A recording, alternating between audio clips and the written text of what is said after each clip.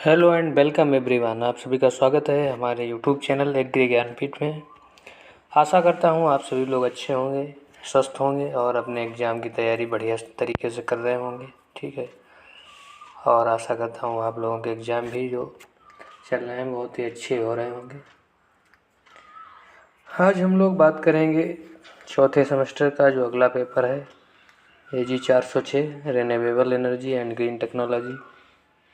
काफ़ी छोटा सिलेबस है इसमें, ठीक है, ज़्यादा कुछ नहीं है। उसी पे हम लोग चर्चा करेंगे आज। पूरा जो है कवर कराएंगे, एक भी सिलेबस का कोई भी टॉपिक छूटेगा नहीं, कोई भी की पॉइंट नहीं छूटेगा, छोटा हो चाहे बड़ा हो। ठीक है, पूरे जो है इसके 5 वीडियो आएंगे आपके, 5 में पूरा कवर हो जाएगा, इसके बाहर एक भी क्वेश्चन नहीं जाएगा। ठीक है, चलिए स्टार्ट करते हैं। पहला क्वेश्चन है, ऊर्जा स्रोतों को मुख्यतः कितने भागों में बांटा जाता है? तो ऊर्जा स्रोतों को मुख्यतः 2 भागों में बांटा जाता है। ठीक है, ये ऑप्शन आपका राइट आंसर हो जाएगा। अगला क्वेश्चन है आपका, नवीकरणीय ऊर्जा स्रोत कौन सा है?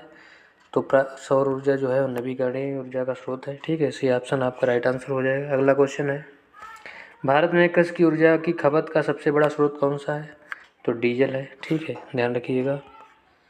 अगला क्वेश्चन है आपका, बायोगैस किससे प्राप्त होता है? तो बायोगैस जो है मृत पौधों और पशुओं से प्राप्त होता है। बी ऑप्शन आपका राइट आंसर हो जाएगा। अगला क्वेश्चन है, बायोफ्यूल किस श्रेणी में आता है? तो बायोफ्यूल जो है नवीकरणीय ईंधन में आता है। बी ऑप्शन आपका राइट आंसर हो जाएगा। अगला क्वेश्चन है, निम्न में से कौन सा बायोफ्यूल का उदाहरण नहीं है? तो जो है बायो डीजल है, बायोगैस सब में बायो लगा हुआ, कोयला नहीं है। ठीक है, डी ऑप्शन आपका राइट आंसर हो जाएगा। बायोगैस मुख्यतः किस गैस से बनी होती है? तो बायोगैस जो है मेथेन गैस से बनी होती है। ठीक है, सी ऑप्शन आपका राइट आंसर हो जाएगा। अगला क्वेश्चन है आपका, गोबर गैस का अन्य नाम क्या है? तो गोबर गैस को बायोगैस कहते हैं। ठीक है, बायोगैस जो है वो गोबर गैस ही होती है। बी ऑप्शन आपका राइट आंसर हो जाएगा। ठीक है, चलिए अगला क्वेश्चन है आपका, फिक्स्ड डोम बायोगैस संयंत्र का लाभ क्या है? तो दीर्घकालिक टिकाऊपन। ठीक है, फिक्स कर देते हैं तो दीर्घकालिक जो है टिकाऊपन रहता है। अगला क्वेश्चन है, बायोगैस संयंत्र में कौन सा जीवाणु कार्य करता है? तो एनारोबिक होता है, वो कार्य करता है एनारोबिक जीवाणु। ठीक है, अगला क्वेश्चन है, बायोडीजल उत्पादन के लिए मुख्य कच्चा माल क्या है? जेट्रोफा के बीज। ठीक है, बी ऑप्शन आपका राइट आंसर हो जाएगा। बायो अल्कोहल का सामान्य उदाहरण कौन सा है? एथेनॉल, मिथेनॉल, ब्यूटेनॉल सभी हैं। ठीक है, अगला क्वेश्चन है आपका, भारत सरकार द्वारा शुरू की गई बायोफ्यूल नीति किस वर्ष लागू की गई? तो 2018 में। ठीक है, 2018 में लागू की गई। अगला क्वेश्चन है आपका, सौर ऊर्जा का मुख्य स्रोत क्या है? तो सौर ऊर्जा का मुख्य स्रोत सूर्य है। ठीक है, सौर से सूर्य, इससे ध्यान रख सकते हैं आप। सौर कलेक्टर का कार्य क्या होता है? सौर ऊर्जा को संग्रहित करना। सौर कलेक्टर मतलब कलेक्ट करना। ठीक है, कलेक्ट का मतलब इंग्लिश में संग्रहित करने को ही कलेक्ट कहते हैं। ठीक है, इस तरीके से थोड़ा बहुत अगर आप लोग कॉमन सेंस लगाएंगे तो आराम से हो जाएंगे, कोई दिक्कत नहीं है। ठीक है, बहुत ही सरल टॉपिक है, बहुत ही सरल सब्जेक्ट है। ठीक है, सौर कुकर का सिद्धांत किस पर कार्य करता है? तो सौर कुकर जो होता है उसका सिद्धांत किस सिद्धांत पर कार्य करता है? तो परावर्तन के सिद्धांत पर कार्य करता है। अगला क्वेश्चन है, सौर वाटर हीटर का उपयोग करता है सौर ऊर्जा का सौर वाटर हीटर उपयोग करता है। भारत में सौर ऊर्जा की सबसे अधिक क्षमता किस राज्य में है? राजस्थान में। ठीक है, अगला क्वेश्चन है, सोलर ड्राइवर का उपयोग किसमें किया जाता है? अनाज सुखाने में। राजस्थान में क्यों है आप लोगों को बताएं? क्योंकि राजस्थान में टेम्परेचर सबसे ज़्यादा रहता है, इसलिए ये चीज़ है। ठीक है, अगला क्वेश्चन है आपका, सौर डिस्टिलेशन किसके उपयोग के लिए होता है? जल को शुद्ध रखने के लिए। ठीक है, बी ऑप्शन आपका राइट आंसर हो जाएगा। अगला क्वेश्चन है, सौर ऊर्जा किस प्रकार की ऊर्जा है? नवीकरणीय ऊर्जा है। बी ऑप्शन आपका राइट आंसर हो जाएगा। अगला क्वेश्चन है आपका, सोलर पाउंड किसके लिए उपयोग होता है? सोलर पाउंड ऊष्मा संग्रहण के लिए उपयोग होता है। ठीक है, अगला क्वेश्चन है आपका, पवन ऊर्जा किससे प्राप्त होती है? तो हवा की गति से पवन ऊर्जा, पवन चक्की लगी होती है, हम लोग देखते हैं। ठीक है, उसमें बड़े बड़े पंखे लगे होते हैं, हवा से चलते हैं, उसी से फिर चक्की चलती है। ठीक है, अगला क्वेश्चन है आपका, भारत में प्रथम पवन ऊर्जा संयंत्र कहाँ स्थापित हुआ था? तो तमिलनाडु में। सी ऑप्शन आपका राइट आंसर हो जाएगा। अगला क्वेश्चन है, गैसीफायर कौन सी प्रक्रिया होती है? तो गैसीकरण, गैसीफायर कहते हैं। ठीक है, गैसीकरण को ही। बी ऑप्शन आपका राइट आंसर है। गैसीफायर का उपयोग मुख्य रूप से किसके लिए किया जाता है? जो ताप उत्पादन के लिए किया जाता है। डी ऑप्शन आपका राइट आंसर हो जाएगा। अगला क्वेश्चन है, कौन सा स्रोत एक परोक्ष रूप से ऊर्जा से जुड़ा हुआ है? तो पवन ऊर्जा जो है परोक्ष रूप से ऊर्जा से जुड़ा हुआ है। बायोगैस संयंत्र में स्लरी आउटलेट का क्या कार्य है? अवशिष्ट पदार्थों को बाहर निकालना। ठीक है, बी ऑप्शन आपका राइट आंसर हो जाएगा। कौन सा बायोफ्यूल सबसे अधिक ऑक्सीजन युक्त होता है? तो बायो एथेनॉल जो है सबसे अधिक ऑक्सीजन युक्त होता है। अगला क्वेश्चन है, सूर्य की कुल ऊर्जा में कितनी प्रतिशत पृथ्वी पर पहुंचती है? 0.1%। ठीक है। अगला क्वेश्चन है, जैव ईंधन में कौन सी फसल सबसे अधिक उपयुक्त मानी जाती है? तो जेट्रोफा। ठीक है, बी ऑप्शन आपका राइट आंसर हो जाएगा। बायोडीजल उत्पादन की प्रक्रिया को क्या कहा जाता है? तो ट्रांसएस्टरीफिकेशन। ठीक है, ट्रांसएस्टरीफिकेशन, सी ऑप्शन आपका राइट आंसर हो जाएगा। अगला क्वेश्चन है आपका, कौन सी गैस बायोगैस में प्रमुख होती है? तो मीथेन गैस जो है प्रमुख होती है। ठीक है। बायोगैस संयंत्र में कितने चैम्बर होते हैं? तो 2 चैम्बर होते हैं। ठीक है। अगला क्वेश्चन है, बायोगैस संयंत्र में कौन सा कचरा उपयोगी होता है?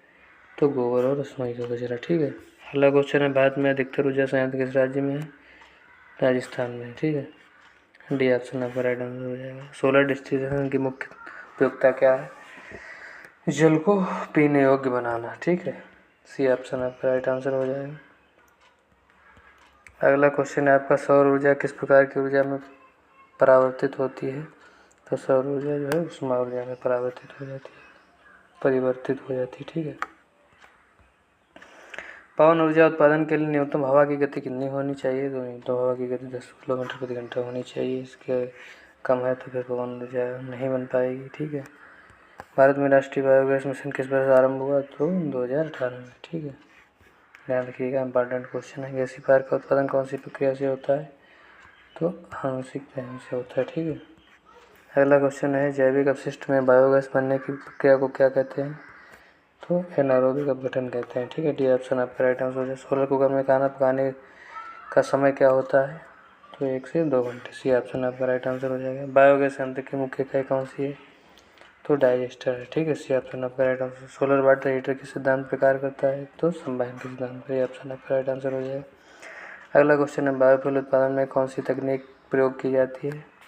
तो ट्रांसएस्टरीफिकेशन। ठीक है, ध्यान रखिएगा, बी ऑप्शन आपका राइट आंसर हो जाएगा। अगला क्वेश्चन है, जैव ईंधन की किस प्रकार की ऊर्जा के अंतर्गत आता है? तो जैव ईंधन जो है नवीकरणीय ऊर्जा स्रोत के अंतर्गत आता है। अगला क्वेश्चन है, कौन सा उपकरण सौर ऊर्जा को विद्युत ऊर्जा में परिवर्तित करता है? तो सोलर पैनल जो है सौर ऊर्जा को विद्युत ऊर्जा में परिवर्तित करता है। अगला क्वेश्चन है आपका, पवन ऊर्जा किस प्रकार की ऊर्जा है? तो नवीकरणीय है। ठीक है। अगला क्वेश्चन है, भारत में सबसे बड़ी पवन ऊर्जा क्षमता वाला राज्य कौन सा है? तो तमिलनाडु है। ठीक है। तो हम लोगों ने 50 क्वेश्चन अपने पूरे कर लिए हैं। ठीक है, पार्ट वन पूरा कवर हो गया है। 4 पार्ट इसके और आएंगे। ठीक है, 50 क्वेश्चनों के, इतने में आपका पूरा पेपर कवर हो जाएगा। ठीक है, कोई चिंता की बात नहीं है, किसी प्रकार की कोई टेंशन नहीं लेना है, कहीं नहीं दूसरे प्लेटफॉर्म में जाना है, सारा कुछ यहीं मिलेगा। ठीक है। इस क्लास की जो है PDF आपको हमारे टेलीग्राम चैनल एग्री ज्ञानपीठ पे मिल जाएगी। ठीक है, जो लोग ज्वाइन नहीं किए हैं, नहीं जुड़े हैं, वो लोग जुड़ जाएं। ठीक है, पूरी की पूरी PDF जो क्लास कराते हैं हम वहाँ प्रोवाइड कराते हैं। ठीक है, बिल्कुल फ्री में, कोई किसी भी प्रकार का चार्ज नहीं लिया जाएगा। ठीक है, बिल्कुल फ्री में। ठीक है, तो हमारे अगर आपको कंटेंट अच्छा लगे, ठीक है, तो हमारे यूट्यूब चैनल एग्री ज्ञानपीठ है। ठीक है, एग्री ज्ञानपीठ, इसको सब्सक्राइब जरूर करिएगा। और वीडियो अगर अच्छा लगे तो इसको लाइक करके जाइएगा। और आपकी कोई डाउट रह गया तो कमेंट बॉक्स में लिखिए। ठीक है, कोई सुझाव देना चाहते हैं वो भी कमेंट बॉक्स में लिख लीजिए, पूरा आपका रिप्लाई दिया जाएगा। ठीक है, क्लास की PDF के लिए हमारे डिस्क्रिप्शन में जब जाएंगे आप चैनल के, तो टेलीग्राम और व्हाट्सएप की लिंक पड़ी हुई है। तो टेलीग्राम से अगर जुड़ना है तो आप पोस्ट आप देखेंगे, उसमें भी स्कैनर पड़ा हुआ है, उसको स्कैन करके जुड़ सकते हैं, या उसमें डिस्क्रिप्शन में जाके लिंक पर क्लिक करके जुड़ सकते हैं, या क्लास की कमेंट में हम लिंक प्रोवाइड करा देंगे, पिन कर देंगे, वहाँ से भी जुड़ सकते हैं। ठीक है, तो आप सभी का धन्यवाद। जय हिंद, जय भारत।